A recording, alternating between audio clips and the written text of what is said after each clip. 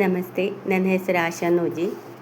ರಾಮಸಾಂಗತ್ಯ ಎಂಬ ಕಾವ್ಯ ಸಂಕಲನದಿಂದ ಕಿಷ್ಕಿಂಧ ಕಾಂಡ ಭಾಗವನ್ನು ನಾನು ಜಾನಪದ ಶೈಲಿಯಲ್ಲಿ ಪ್ರಸ್ತುತಪಡಿಸುವೆ. ರಚನೆ ಇಂದಿರಾ ಜಾನಕಿ ಎಸ್ ಶರ್ಮರವರು ಬರೆದಿರುವ ರಾಮಸಾಂಗತ್ಯ. ಈ 3 ಅಧ್ಯಾಯಗಳನ್ನು ನಾನೀಗ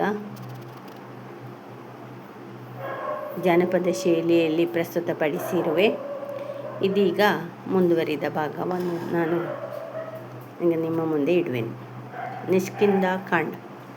ಸೀತೆಯ ಸುಳಿವನ್ನು ಹುಡುಕುತ್ತಲಿರುವರು, ಪಂಪೆಯ ತೀರಕ್ಕೆ ಬರುತ್ತಾ ವನದ ಸೌಂದರ್ಯವ ಕಂಡು ನೊಂದನು ರಾಮ, ಮಡದಿಯ ನೆನಪಿನಲ್ಲಿರುತ್ತಾ. ಶೋಕದಿಂಭ್ರಾಂತನಾದವನನ್ನು ಲಕ್ಷ್ಮಣ ಆರೈದ್ದನನು ನಯದಿಂದ. ದೃಢಚಿತ್ತದಲ್ಲಿ ರಾಮ ಸುಗ್ರೀವನಿರುವಂತ ಗಿರಿಯೆಡೆ ಸ್ಥಿರತೆಯೊಳ್ ನಡೆದ. ಗಾಂಭೀರ್ಯದಿಂಬರ್ಪ ರಾಜಕುಮಾರರ ಕಾಣುತ್ತಲಂಜಿ ಸುಗ್ರೀವ, ಹನುಮಗೆ ಹೋಗಲಿ ಕಪ್ಪಣೆ ಇತ್ತನು ಸೂಕ್ಷ್ಮದೊಳೆಯರಿಯಲು ನಿಜವ. ಋಷ್ಯಮುಖಾದ್ರಿಯಂದಿಳಿದನು ಮಾರುತಿ ಸುಗ್ರೀವನಾಜ್ಞೆಯ ವಹಿಸಿ. ಶ್ರೀರಾಮ ಲಕ್ಷ್ಮಣರೆದುರಿಂಗೆ ಬಂದನು ಬ್ರಹ್ಮಚಾರಿಯ ವೇಷ ಧರಿಸಿ.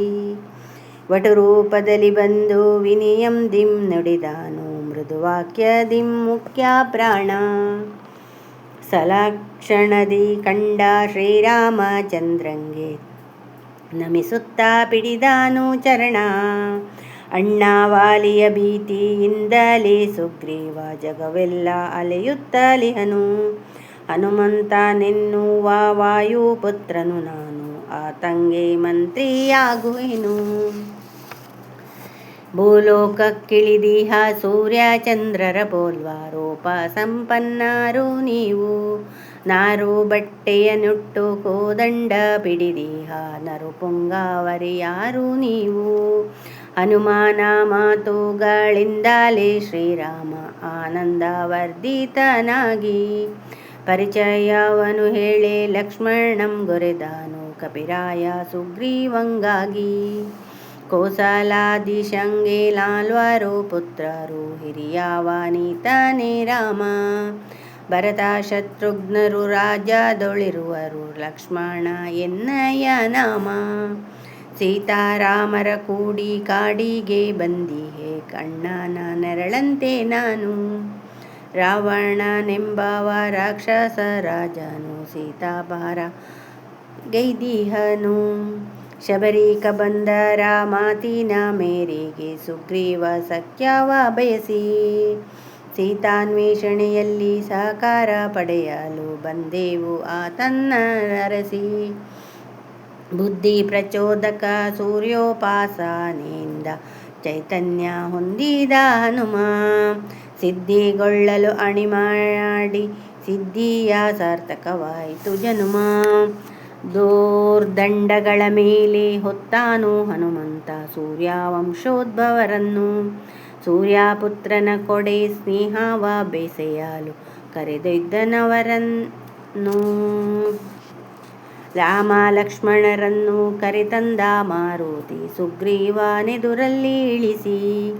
ದಶರಥ ತನಯರ ಪರಿಚಯ ಕೇಳಿದ, ಬಂದ ಕಾರಣವನ್ನು ತಿಳಿಸಿ.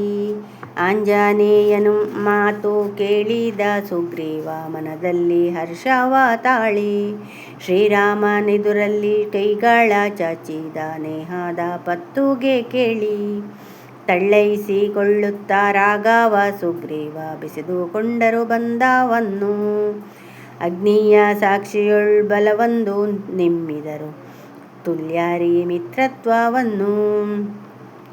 ಅಪಹೃತಳಾಗಿಹ ಭಾರ್ಯೆಯ ನೆನೆಯುತ್ತ ದಿನನಿತ್ಯ ಕೊರಗುತ್ತಲಿರುವೆ.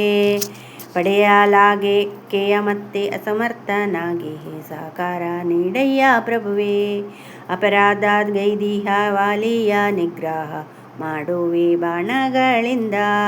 ಕಪಿವರನ ಮಾತನಾಲಿಸಿ ಕಾಕುತ್ಸ್ಯ ಅಭಯವ ನೀಡುತ್ತಲೆಂದ. ಧನ್ಯವಾದಗಳು.